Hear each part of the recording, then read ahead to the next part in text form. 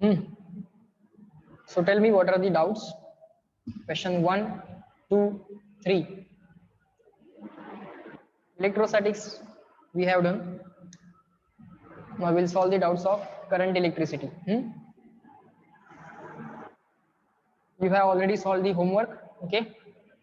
So tell me, what are the doubts? Which questions you want me to solve? 1, 2, 3.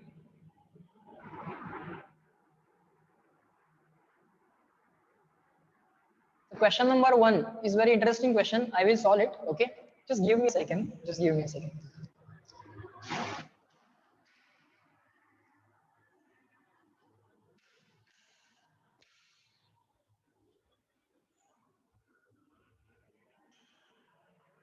Fine.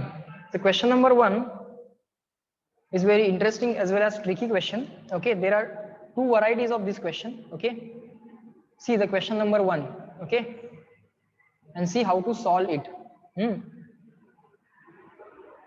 Fine. Observe this. Okay. Just carefully observe this and you also write along with me. The wire of resistance equal to 4 ohm. So I will write R is equal to 4 ohm. Is stretched. Okay. So it is a case of stretching the wire. Okay. Stretching the wire. Another wire is not taken. Okay. दूसरी wire घेतलेली नाहीये. आहे ती wire stretch केलेली आहे. Okay. So it is a case of stretching the wire. So write down. कुठली केस आहे? Stretching the wire ची केस आहे. The wire is stretched to twice its original length. So initial length L, final length 2L. Initial resistance 4 ohm, final resistance we do not know. Okay. So another wire not taken, stretching the given wire. This is the case. Okay. Another wire of length 2L, no. Same wire, original wire has been stretched. Okay, sir. The resistance of the stretched wire would be, new resistance will be equal to question mark. New length L dash is equal to 2 times the original length 2L. New resistance R dash is equal to what? So just write down R is equal to rho L upon A. Okay, so this is the case of stretching the wire. When you stretch the wire, length increases but area correspondingly decreases. Length increases but area correspondingly decreases. Okay, so ultimately you have, right now you have data of length. Sometimes they give data of area, sometimes they give data of length. Right now you have data of length, resistivity, material same. Okay, so forget about it. Area data is not given. Area data not given, therefore you will replace area. Therefore you will replace area. Okay, sir. How to replace area? By volume conservation. So initial volume and the final volume are going to remain same. So this is general formula for resistance. General formula of volume of wire is area into length. And right now area data is not given, so a replacement for the area, म्हणून area ला replace करा volume upon length ने. आणि आता या दोन इक्वेशनच मिळून पहिल्यांदा एक जनरल इक्वेशन बनवा. R is equal to rho, length, original length capital L small l doesn't matter as it is. Area replacement is volume upon length, volume upon length. This length in the numerator, it will become rho L square upon V. Material is not changing, resistivity will not change. Stretching case, so volume constant, rho constant, volume constant, rho constant, volume constant. Therefore R is proportional to L square. This is stretching the wire case. Okay. हा समजा जर वेगळीच wire घेतली असती तर पहिल्या केसमध्ये R1 resistance लिहा रो L1 अपॉन A1, दुसऱ्या केसमध्ये लिहा रो L2 अपॉन A2. सरळ रेशो घ्या, नेक्स्ट स्टेपला उत्तर. जे सेपरेट वायर घेतली तर. पण सेपरेट वायर जर नाही घेतली तर काय करायचं? एरियाला रिप्लेस करायचं. का? आता लेंथचा डेटा दिलाय म्हणून एरियाला रिप्लेस. एरियाचा डेटा दिला असता तर लेंथला रिप्लेस केला असता. लेंथला किंवा एरियाला कसं रिप्लेस करायचं? Volume is equal to area into लेंथच्या फॉर्म्युल्याने. Area is equal to volume upon length, किंवा लेंथला रिप्लेस करायचं असेल तर व्हॉल्यूम अपॉन एरिया. आता स्ट्रेचिंगच्या केसमध्ये व्हॉल्यूम कॉन्स्टंट राहतो, रो पण कॉन्स्टंट राहतो. सो व्हॉल्यूम आणि रो या दोन्ही गोष्टी कॉन्स्टंट आहेत, म्हणून resistance proportional to L square म्हणायचं. आता rho proportional to R proportional to L square झाला तर म्हणा initial resistance upon final is equal to initial length upon final length bracket square. Initial resistance 4 ohm दिलाय, final resistance calculate करायचा आहे. Initial length L घेतली तर final length double केली आहे म्हटले बाय स्ट्रेचिंग. ब्रॅकेट स्क्वेअर करा. एल ला एल कॅन्सल होतोय. 1/2 चा स्क्वेअर 1/4 होतोय. R2 पाहिजे आहे. R2 राईट साईडला गेला, 4 लेफ्ट साईडला आला. R2 इज इक्वल टू 16 लिहा. R2 इज इक्वल टू 16 लिहा. आहे का option number D Delhi. Clear and written. Small C small W reply करा. नेक्स्ट क्वेश्चन कडे जाऊया. काही चांगले चांगले क्वेश्चन्स आहेत जे मला बघितल्या बघितल्या कळतात ते मी तुम्हाला सांगणार आहेच, प्लस तुमचे डाऊट्स. बोला. क्लिअर. जाऊ मी पुढं. फक्त स्मॉल सी रिप्लाय करा, जास्त एफर्ट्स नको. कम्प्लीट वर्ड लिहू नका. Good, fine. सो पुढे बघा बाळांनो, क्वेश्चन नंबर 4, 5, 6 बोला. कलर कोड एक व्हिडिओ दिला होता कलर कोडचा.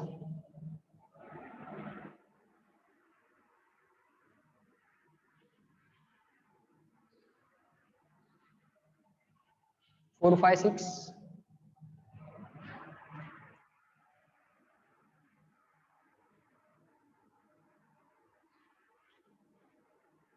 7 8 9 7 8 9.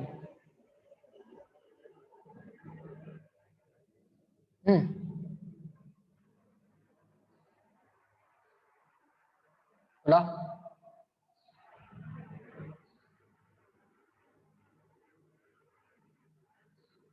10 11 अच्छा 7 7 7 बघा काय केलंय 7 मध्ये. लिहा माझ्या बरोबर.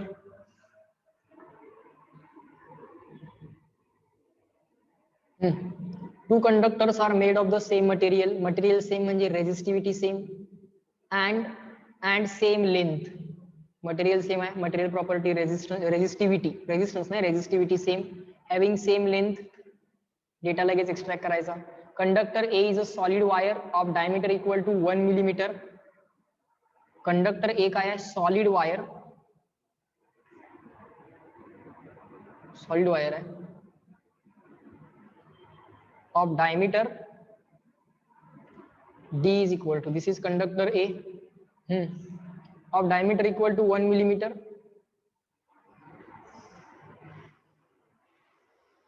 And conductor B is the hollow tube of outside diameter 2 millimeter. Conductor B काय आहे? ज्याची resistivity ρ2 same material, length same as L1, same as first conductor. It is a hollow tube having outer diameter as 2 millimeter. DO outer diameter 2 millimeter. Hollow tube ना.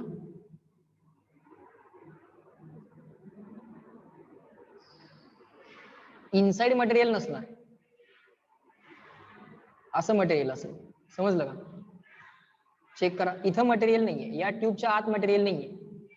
दिस is inner diameter, this is outer diameter. Material फक्त कुठे आहे? Inner ring आणि outer रिंगच्या मध्ये material आहे. Inner रिंगच्या inside material नाही. एक सेकंड आलो. एकच second, just give me a second.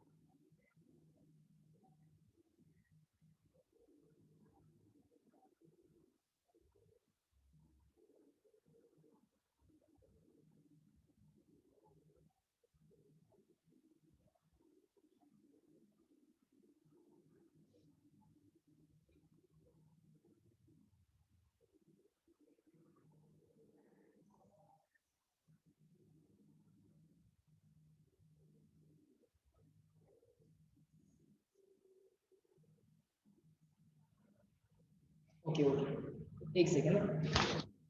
हा, सो क्वेश्चन कसा आहे, एक सॉलिड वायर दिली आहे आणि एक हॉलो दिला, एक हॉलो ट्यूब दिली आहे. आउटसाइड मटेरियल असणार, इनसाइड मटेरियल नाहीये. ठीक आहे. इनर डायमीटर आउटर डायमीटर दिलाय. Outer diameter 2 millimetre and inner diameter is 1 millimeter. Right on. Inner diameter is 1 millimeter. Okay. Find the resistance ratio RA upon RB. पहिल्या वायरचा resistance RA, solid wire. दुसरी wire hollow wire, inner diameter दिलाय, outer diameter दिलाय. Simple केस आहे. काय करतो बघा, RA upon RB. R is equal to rho L upon A.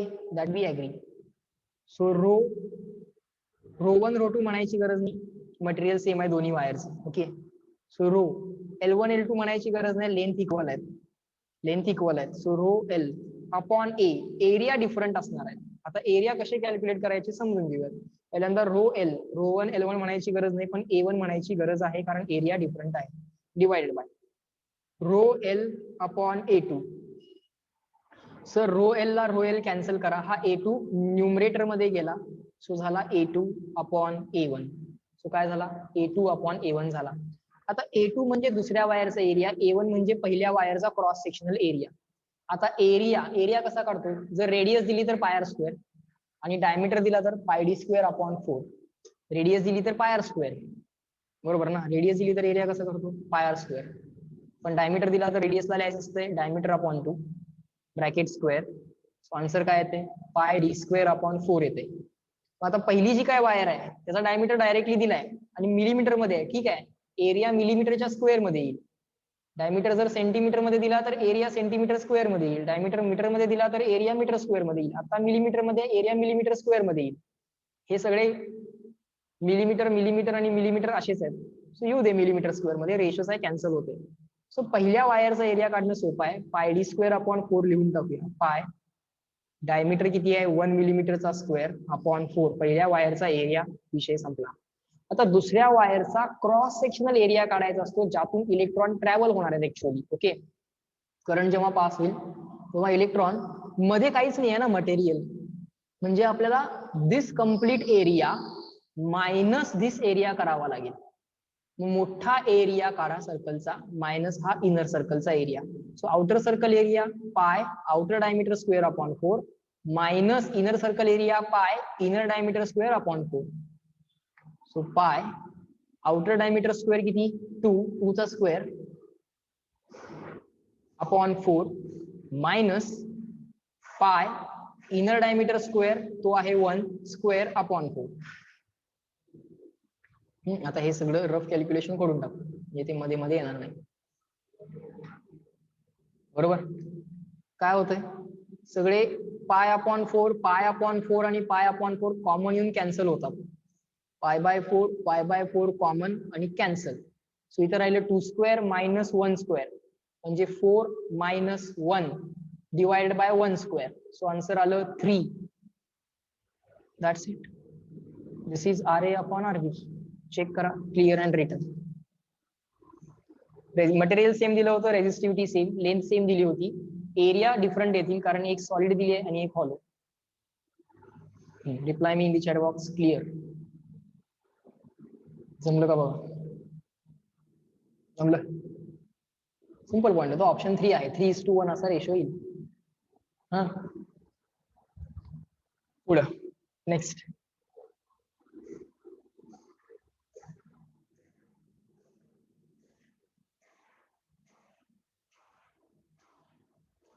Ten 11 आणि 12, 10 11 12, 10 11 12 अप टू 12.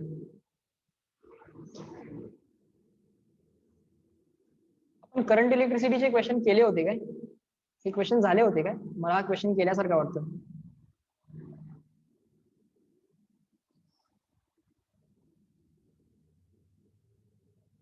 आय थिंक काही क्वेश्चन केले होते आपण स्टार्टिंगचे. ठीक आहे, तरी बोला. 10 11 12.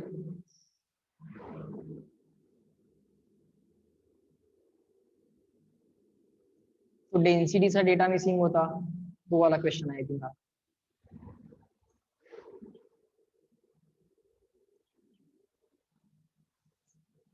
बघा 13 14 15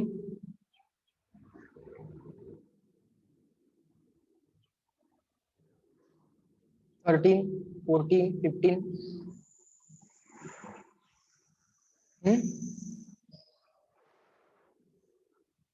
चेक करा सांगा.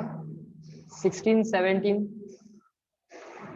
16 बघा, फक्त प्रपोर्शनलिटी विचारली. असा क्वेश्चन नाही सोडणार तुम्ही. माहित असली पाहिजे. प्रपोर्शनलिटी सांगतो काय काय आहे बघा. ड्रिफ्ट वेलॉसिटी जर विचारली, drift velocity of electrons in the conductor is proportional to applied electric field. आणि यातला प्रपोर्शनलिटी कॉन्स्टंट असतो मोबिलिटी म्यू. व्यवस्थित लिहितो. यातला प्रपोर्शनलिटी कॉन्स्टंट असतो drift velocity is equal to mobility into electric field. Okay. आणि आणखीन एक रूल लक्षात ठेवा, ज्याला मायक्रोस्कोपिक ओहम्स लॉ म्हणतात. मॅक्रो, मॅक्रो म्हणजे मोठा. मोठावाला कुठला ओहम्स लॉ आहे? V is equal to I R. Macroscopic directly complete मोठ्या कंडक्टरला पण अप्लाय करता येतो. पण व्हेरी व्हेरी स्मॉल कंडक्टर असेल, infinitesimally small conductor, very small cross sectional area, very small length, very small volume, in that case काय करता येतं? एक तुम्हाला असं लिहिता येतं, सिग्मा म्हणजे current density, current per unit area. Okay, current per unit area. Drift velocity VD, current per unit area म्हणजे करंट डेन्सिटी जे is proportional to applied electric field. Okay. आणि याच्यामधला जो प्रपोर्शनलिटी कॉन्स्टंट आहे तो आहे कंडक्टिव्हिटी. म्यू म्हणजे काय? मोबिलिटी. लिहून ठेवायचं सगळं. आणि यातला प्रपोर्शनलिटी कॉन्स्टंट काय? यातला प्रपोर्शनलिटी कॉन्स्टंट आहे सिग्मा. सिग्मा काय आहे? कंडक्टिव्हिटी. सिग्मा काय आहे? कंडक्टिव्हिटी. कंडक्टिव्हिटी म्हणजे काय असते? 1/रेझिस्टिव्हिटी. 1/रेझिस्टिव्हिटी. लक्षात ठेवा. सो काय पाहिजे आपल्याला? Electric field and the current density यांचं रिलेशन पाहिजे आहे. Electric field is proportional to what? जे प्रपोर्शनल टू ई असेल तर ई प्रपोर्शनल टू जे असलंच पाहिजे ना. मॅथमॅटिकली रिव्हर्स करता येतेच ना. ई प्रपोर्शनल टू जे असलंच पाहिजे. So option number 1. Okay. Data लक्षात ठेवा. डेटा लक्षात ठेवा. आय थिंक क्वेश्चन नंबर 17 पण आपण त्यावेळी डिस्कस केला होता. Temperature dependence of resistivity of a semiconductor.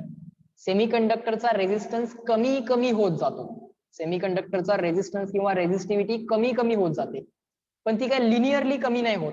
Temperature वाढलं की सेमीकंडक्टरचा रेझिस्टन्स आणि रेझिस्टिव्हिटी कमी होत जाते, पण ती लिनियरली कमी होत नाही. त्यामुळे हा ऑप्शन सिलेक्ट करायचा.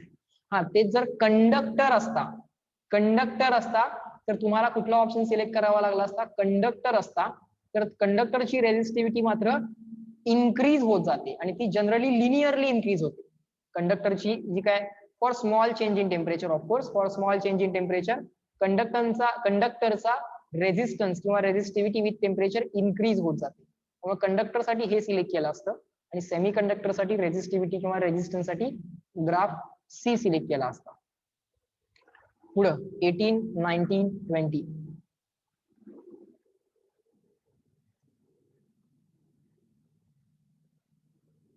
बोला. 18, 19, 20.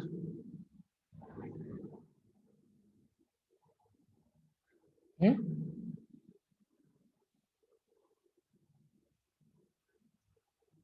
21, 22, 23.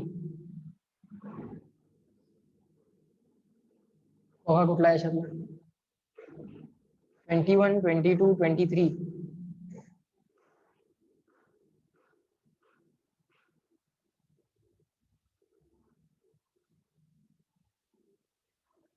असेल तर सांगा. 24, 25. मार्क करून ठेवायचं आधीच. ओके, घरीच आधीच मार्क करून ठेवायचं. ओके. 24 बघा. वायर इज स्ट्रेचिंग वाली कॉन्सेप्ट आहे. Okay. Percentage change in resistance विचारलाय. बघा काय काय केलंय. करा माझ्या बरोबर solve. Wire is stretched so that to change its diameter by 25%. कसं लिहायचं? Change in diameter upon original diameter is equal to 25% म्हणजे 100. सेंट म्हणजे 100.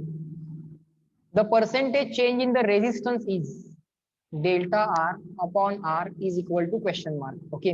आता 25% चा चेंज इन डायमीटर हा काय स्मॉल चेंज नाहीये, त्यामुळे अप्रॉक्सिमेशनचे रूल वापरून नाही चालणार. स्मॉल चेंज नाहीये. स्मॉल चेंज म्हणजे काय? 1%, 0.1%, 0.01%, हे सगळे स्मॉल चेंज. ओके. पण आता 25% काय स्मॉल चेंज नाहीये, ठीक आहे. स्ट्रेचिंगची केस आहे, व्यवस्थित लक्ष द्या, स्ट्रेचिंगची केस आहे. स्ट्रेचिंगची केस असेल तर काय करायचं असतं, व्हॉल्यूम कॉन्झर्व करायचा. R is equal to rho L upon A लिहायचं पहिलं इक्वेशन. दुसरं इक्वेशन लिहायचं volume is equal to area into length. आता डायमीटरचा डेटा दिलाय, डायमीटरचा डेटा दिलाय म्हणजे एरियाचा पण डेटा दिलाय, म्हणजे एरियाचा डेटा दिलाय, म्हणजे एरियाला ऍज इट इज ठेवायचं इक्वेशन मध्ये आणि आता लेंथला रिप्लेस करायचं, कारण लेंथचा डेटा नाहीये. लेंथची रिप्लेसमेंट कशी करशील बा, volume upon area sir. So volume upon area कर येतो, R is equal to rho, लेंथला रिप्लेसमेंट व्हॉल्यूम अपॉन एरिया कर सर, डिवाइड बाय एरिया पण आहे हो. काय झालं, rho V as it is sir, हा अपॉन एरिया झाला एरिया स्क्वेअर, बरोबर. सो आता काय करायचं, ह्या एरिया आपल्याला कुठल्या टर्म मध्ये दिलाय, डायमीटरच्या टर्म मध्ये दिलाय. सो लिहून काढा डायमीटर तिथे काय येतोय. एरिया कसा लिहितात, डायमीटर दिला तर पाय डी स्क्वेअर अपॉन 4. पण सर एरियाचा स्क्वेअर आहे, आता एरिया लिहिलाय, मिस्टेक करायची नाही, आता एरिया लिहिलाय, एरियाचा स्क्वेअर करायचा केला. सो पहिल्यांदा एक रेजिस्टन्स साठी इक्वेशन तयार करून घ्या.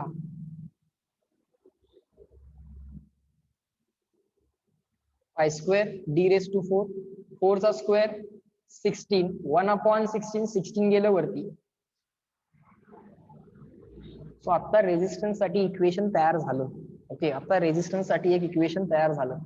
आता याच्या पुढे काय करूयात, लिहा पहिल्यांदा इक्वेशन. हे सगळं कॉन्स्टंटच आहे, फक्त डायमीटर हा व्हेरिएबल आहे, तो चेंज झालाय 25%. ठीक आहे, सिंपल थॉट आहे, सिंपल थॉट आहे. मला सांगा डायमीटर काय केलाय, इन्क्रीज केलाय ना, किंवा चेंज म्हटले, ठीक आहे, चेंज तर चेंज, आपण इन्क्रीज घेऊया. सो आधीच्या डायमीटरला आपण रेशोज घ्यायचा आहे ना, इनिशियल डायमीटर आणि फायनल डायमीटर असे रेशोज घेणार आहे, इनिशियल रेजिस्टन्स फायनल रेजिस्टन्स असे रेशोज घेणार आहे. चला रेशो घेऊया, R1 अपॉन R2. 16 कॉन्स्टंट आहे, रो कॉन्स्टंट आहे, व्हॉल्यूम कॉन्स्टंट आहे, पाय स्क्वेअर कॉन्स्टंट आहे. R proportional to 1 upon D square झाला, म्हणजे R1 D1 raise to 4, R2 D2 race to 4, ते कॉमन घ्या, raise to 4, D2 upon D1 raise to 4 करा. आता पर्सेंटेज चेंज इन रेजिस्टन्स पाहिजे आहे, ठीक आहे. सिंपल थॉट कसा असतो बघा, की आता पर्सेंटेज चेंजेस पाहिजे आहे ना, मी आधीच्या रेजिस्टन्सला म्हणतो ना 100, फायनल रेजिस्टन्स मला आपोआप कळेल, चेंज पण आपोआप कळेल. फायनल डायमीटर मला माहित नाहीये, इनिशियल डायमीटरला म्हणतो ना मी 100, चेंजेस पाहिजे आहेत, रेशोज पाहिजे आहेत, इथे चालतं असं केल्यावर. इनिशियल डायमीटरला 100 म्हटलं, फायनल डायमीटर किती असणार, चेंज इन डायमीटर किती आहे, अरे ते 25% नाही आहे, ती किती आहे, 0.25% आहे, 0.25% आहे. म्हणजे अप्रॉक्सिमेशनचे रूल चालले असते, मी 25% घेतलंय, माझी मिस्टेक झाली आहे, ठीक आहे. इथे काय करा, पॉइंट टाका, इथे काय टाका, पॉइंट टाका, 0.25%, 0 ऍड करा, 0.25%, ठीक आहे. बर, so D2 upon D1 change किती आहे, 0.25%चा चेंज आहे. कितीचा चेंज आहे, 0.25%चा. मग आधीचा डायमीटर 100 असेल तर नंतरचा डायमीटर किती असेल, आधीचा डायमीटर प्लस 0.25, 100 कितीचा चेंज होणार आहे, 0.25चा चेंज होणार आहे. समजा 25% असं म्हटलं असतं, आता 0.25 आहे, सोडून द्या. समजा 25%चा चेंज म्हटलं असतं, मग आधीचा 100 घ्यायचा डायमीटर आणि नंतरचा डायमीटर काय घ्यायचा, 25% चेंज. 100 मध्ये 25%चा चेंज, आता इन्क्रीज करूया आपण, 25 ची इन्क्रीज करूया, सरळ सरळ 125 घेतला असता, कारण रेशोज काढायचा होता. आता 25%चा चेंज नाहीये, असता तर 125 लिहिला असता फायनल डायमीटर, पण आता 25%चा चेंज नाहीये, आता 0.25%चा चेंज आहे, ठीक आहे. म्हणजे 100 चेंज कितीचा होणार आहे, 100 मध्ये चेंज कितीचा होणार आहे, 0.25, ऍड करा 0.25, ओके. ते 100.25 असं येईल, किंवा लिहा इथे 100 प्लस 0.25, हा ब्रॅकेट काढून टाका आणि इथे टाका, ठीक आहे, raise to 4 as it is. So final resistance आपल्याला पाहिजे, कळेल. आता यात काय करा, 100 ला 100 कॅन्सल होते, सो त्याला 1 म्हणा, plus 0.25 as it is, divide by 100 as it is, raise to 4 as it is. आता तुमच्या लक्षात आलं असेल 1 प्लस फ्रॅक्शन आहे का, हा एक फ्रॅक्शन येणार आहे, याची व्हॅल्यू किती येणार आहे, या कम्प्लीट डिव्हिजनची व्हॅल्यू किती येणार आहे, 0.0025 येणार आहे, कारण अपॉन 100 पण आहे त्याला, 0.0025 येणार आहे. This is a fraction which is very very less than 1. Okay, this is a fraction which is very very less than 1. आणि काय शिकवलं मी तुम्हाला, 1 plus fraction raise to n असेल तर डायरेक्ट आन्सर काय लिहायचं आहे, 1 प्लस या दोघांची मल्टिप्लिकेशन, फ्रॅक्शन आणि एन ची multiplication, 1 plus N times fraction. ठीक आहे, करून टाका ही मल्टिप्लिकेशन. 1 प्लस एन किती आहे, 4, आणि हा किती आहे, ऍज इट इज. फक्त तो fraction very very less than 1 असला पाहिजे. आहे 0.0025 ची व्हॅल्यू लेस दॅन 1 आहे, व्हेरी व्हेरी लेस दॅन 1 आहे. ओके, सो काय होतंय इथं आन्सर काय येईल बघा, 4/100, 1/25,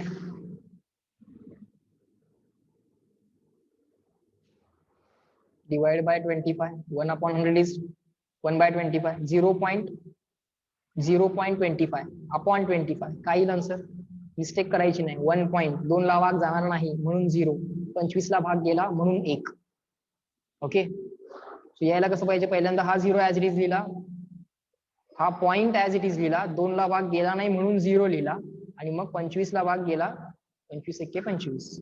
ओके, 25/25 1, 0.01 येणार आहे, ते 0.1 येत नाही. ओके, मिस्टेक नाही करायची. सो हे काय झालं, 100/R2 झालं. आपल्याला पाहिजे R2 ची व्हॅल्यू, किंवा आपल्याला काय पाहिजे, delta R upon R into 100, percentage change in resistance. ठीक आहे, इनिशियल रेजिस्टन्स 100 म्हटलाय ना आपण, फायनल रेजिस्टन्स काढा, डायरेक्टली पर्सेंटेज चेंज इमिजिएटली कळतं. सो लेफ्ट साइडला रेसिप्रोकल घेतला, लेफ्ट साइडला रेसिप्रोकल घेतला, राईट साइडचा रेसिप्रोकल कसा लिहायचा सांगतो, असा लिहायचा, असा लिहायचा, कारण हा पण फ्रॅक्शन आहे which is very very less than, त्यामुळे रेस टू -1 करून टाकायचं. आता 1 plus fraction raise to n, 1 plus fraction raise to n काय येतंय, 1 प्लस एन टाइम्स फ्रॅक्शन, या दोघांची मल्टिप्लिकेशन, -1 इंटू दिस, आता प्लस इंटू मायनस मायनस, बरोबर. सो हा झाला R2/100. ओके, आता R2 किती आला, या व्हॅल्यूला 100 न मल्टिप्लाय करा, पण त्याआधी 1 मायनस 0.01 ते किती येणार, 0.99. 1 मायनस 0.01 किती येणार, 0.99. या 0.99 ला 100 न मल्टिप्लाय करा, आन्सर काय येते, 99 येते. आन्सर काय येते, 99. इनिशियल रेजिस्टन्स किती घेतला आपण, 100, फायनल किती आला, 99. अरे 100 चा 99 झाला, सो चेंज कितीचा झाला, 1% चा झाला. So we will select option number C. समजलं का, चेक करा, समजलं का, चेक करा. अप्रॉक्सिमेशनचे रूल पण वापरले आपण, 1 plus fraction raise to n. Question 24 लक्षात आला का, क्लिअर, रिप्लाय करा, येस नो रिप्लाय करा.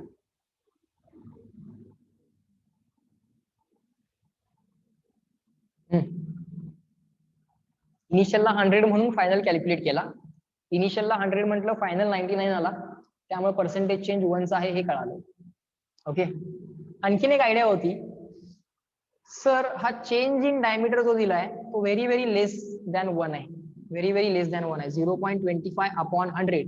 हा फ्रॅक्शनल चेंज जो काय, हा फ्रॅक्शन जो काय तो 0.0025, तो व्हेरी व्हेरी लेस दॅन 1 आहे. सो अप्रॉक्सिमेशनचे रूल चालले असते, अप्रॉक्सिमेशनचे रूल चालले असते. मग काय आहे अप्रॉक्सिमेशनचा रूल, इथं बघा, अल्टिमेटली काय लक्षात आलंय आपल्याला, आर प्रपोर्शनल टू किंवा R is equal to some constant. इथं बघा, R is equal to some constant into हा काय डायमीटर, डिनॉमिनेटर मध्ये, त्यामुळे वरती गेला की काय होईल, रेस टू -4 होईल. Some constant into diameter raise to -4. बघा आता परत इथं काय आलाय, R some constant into diameter raise to -4. Okay, आता काय आपण एरर कॅल्क्युलेट नाही करत, चेंज कॅल्क्युलेट करायला. तुम्हाला हे शिकवलं होतं बघा, एरर मध्ये हे शिकवलं होतं ना, Z is equal to X raise to A Y raise to B असेल तर डेल्टा झेड अपॉन झेड कसं करता, A into delta X upon X plus B into delta Y upon Y. Error calculate करायचे असतील तर ह्या सगळ्या index आपण काय करतोय, पॉझिटिव्हच टाकतोय, म्हणजे याचा पण मॉडच घ्यायचा आहे आणि याचा पण मॉडच घ्यायचा आहे एरर करताना. पण जर चेंज कॅल्क्युलेट करत असाल, मॉड केव्हा घ्यायचा आहे, फॉर एरर्स. पण चेंज जर कॅल्क्युलेट करत असाल तर मात्र व्हॅल्यूज ऍज इट इज ठेवायच्या, मॉड घ्यायचा नाही. ठीक आहे. हा कॉन्स्टंट आहे, कॉन्स्टंट मध्ये काय चेंज होत नाही. So change in constant upon constant is equal to 0. त्यामुळे कॉन्स्टंटच्या टर्मचं काय लिहायचं नाही. सो इथे रेस टू -4 आहे. इंडेक्स कुठे घ्यायची असते, पहिल्यांदा घ्यायची असते. सो -4 ऍज इट इज ठेवा. Change in diameter upon diameter करा. हा change in resistance upon resistance, जसं डेल्टा झेड अपॉन झेड आहे तसं delta R upon R is equal to change in constant upon constant करायची गरज नाही, कारण कॉन्स्टंट मध्ये काही चेंज होत नाही. आता हा -4 ऍज इट इज ठेवा, कारण आता आपल्याला काय चेंज कॅल्क्युलेट करायचं. आता आपण काय एरर कॅल्क्युलेट करत नाही. मॉड कशासाठी आहे, एरर. आणि मॉड नसला पाहिजे केव्हा, जेव्हा चेंज कॅल्क्युलेट करायला. ठीक आहे. आपल्याला काय विचारलंय, delta R upon R into 100 ची व्हॅल्यू विचारली. Delta R upon R into 100 ची व्हॅल्यू विचारली. ठीक आहे. पहिल्यांदा डेल्टा आर अपॉन आर ची व्हॅल्यू कॅल्क्युलेट करू. इज इक्वल टू हा -4 as it is. Change in diameter upon original diameter काय दिलाय, 0.25 पर सेंट असा दिलाय, ऑलरेडी दिलाय. Change in diameter upon original diameter दिलाय त्यांनी. ओके, इथे दिसतोय बघा, 0.25 दिसतोय. 0.25 upon 100. So change in diameter, sorry change in resistance upon resistance is equal to, ही मल्टिप्लिकेशन किती येणार, 0.25 into 4 is 1. Of course delta R negative आलाय किंवा delta R upon R negative आलाय, म्हणजे चेंज इन रेजिस्टन्स निगेटिव्ह आहे. चेंज इन रेजिस्टन्स निगेटिव्ह आहे म्हणजे फायनल रेजिस्टन्स लेस आहे, म्हणजे रेजिस्टन्स कमी होणार आहे. डायमीटर वाढला म्हणजे रेजिस्टन्स कमी झाला असणार. आपण delta D upon D positive टाकला ना, डेल्टा डी अपॉन डी हा पॉझिटिव्ह टाकला, पण delta R upon R negative आला, म्हणजे डायमीटर वाढला, डेल्टा डी वाढला तर डेल्टा आर कमी होणार आहे. ओके, सॉरी, डायमीटर वाढला तर रेजिस्टन्स कमी होणार आहे. डायमीटर वाढलाय, डेल्टा डी पॉझिटिव्ह, रेजिस्टन्स कमी झालाय, डेल्टा आर निगेटिव्ह. ठीक आहे. आपल्याला काय विचारले, delta R upon R into 100 ची व्हॅल्यू विचारली, पर्सेंटेज चेंज इन रेजिस्टन्स ची व्हॅल्यू विचारली. 100 कॅन्सल, आन्सर आलं 1%. ओके, किंवा -1%. आता प्लस मायनस त्यांनी बघितलेलंच नाहीये, आपण पण बघायचं नाही, ऑप्शन सी सिलेक्ट करायचं. ही मेथड समजली का, रिप्लाय करा चॅट बॉक्स मध्ये. फॉर स्मॉल चेंजेस ऍप्लिकेबल असतं, delta X upon x, delta Y upon Y, हे आहे बघा 0.25 अपॉन 100 स्मॉल चेंजेस आहे. रिप्लाय करा चॅट बॉक्स मध्ये. सेकंड मेथड समजली का बघा.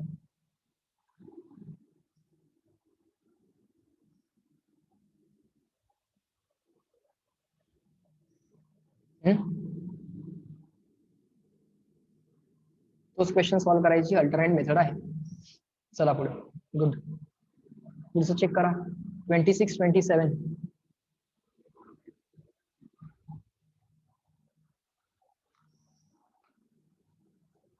26, 27.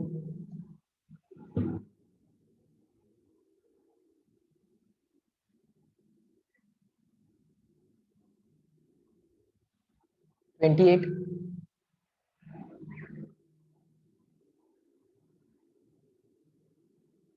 कुठला करायचा आहे बघा.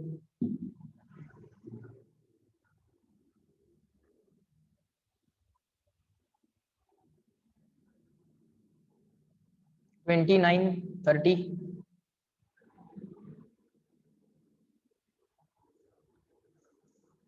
29,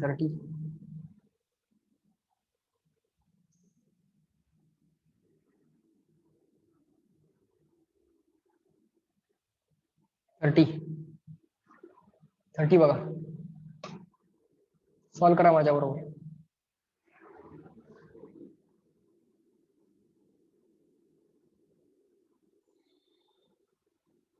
The circuit in the figure where there are 3 resistors R1, R2 and R3. Okay, R1, R2, R3. If voltage between A and C is V, this is point A, हा B आहे, आता हा C असणार आहे. Voltage between point A and C is V. The current I is given by. Current विचारलाय. ठीक आहे, point A आणि पॉइंट C या दोन पॉइंट मधलं व्होल्टेज दिलंय आणि हा करंट विचारलाय, ओव्हरऑल करंट विचारलाय. बर, ओव्हरऑल रेजिस्टन्स कॅल्क्युलेट करूया. व्होल्टेज अपॉन ओव्हरऑल रेजिस्टन्स करूया, हा करंट मिळेल. R1, आता रेजिस्टन्सचा सिम्बॉल काढत बसत नाही, टाइम जातो त्याच्यामध्ये.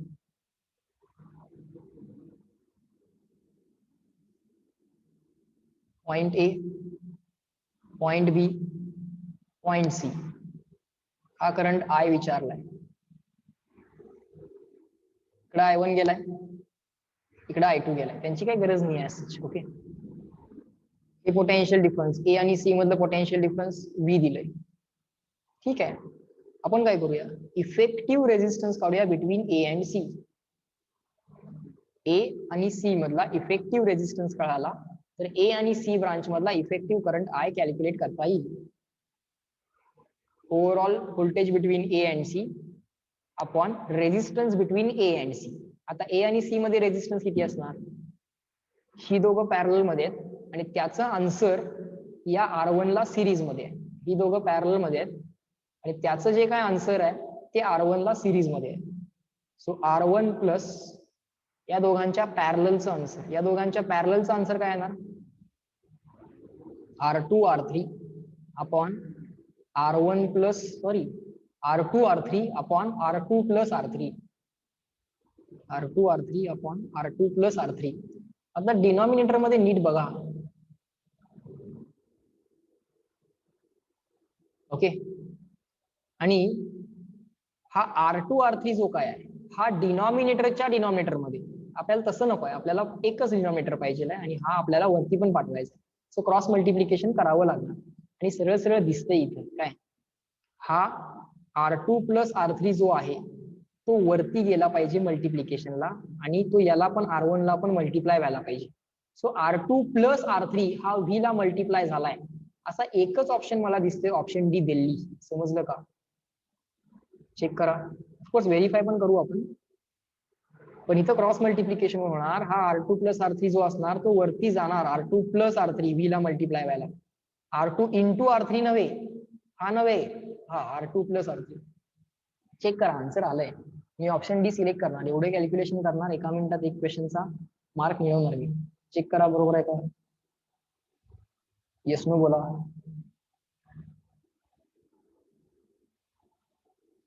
चेक पण करून दाखवूयात.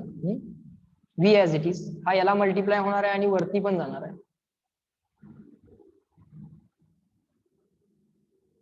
R2 प्लस R3 R1 ला मल्टिप्लाय करा, R1 into R2 plus R1 into R3, हा R2 R3 as it is. Sequence मागं पुढे असेल पण ऍडिशनचं साईन आहे ना, डझंट मॅटर. यात कसं केलंय, R1 R2 R1 R3 R2 R3 R1 R2 R1 R3 R2 R3, sequence पण मॅच होतोय, हे पण मॅच होतोय. So option D Delhi. Okay, next बघा 31 32.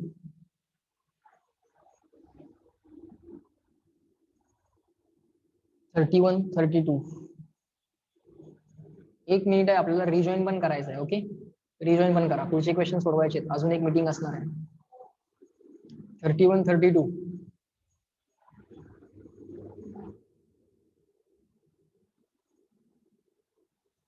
33 34,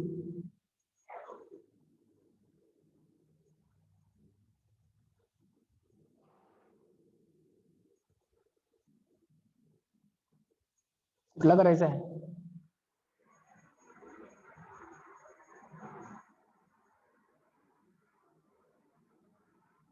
35 36.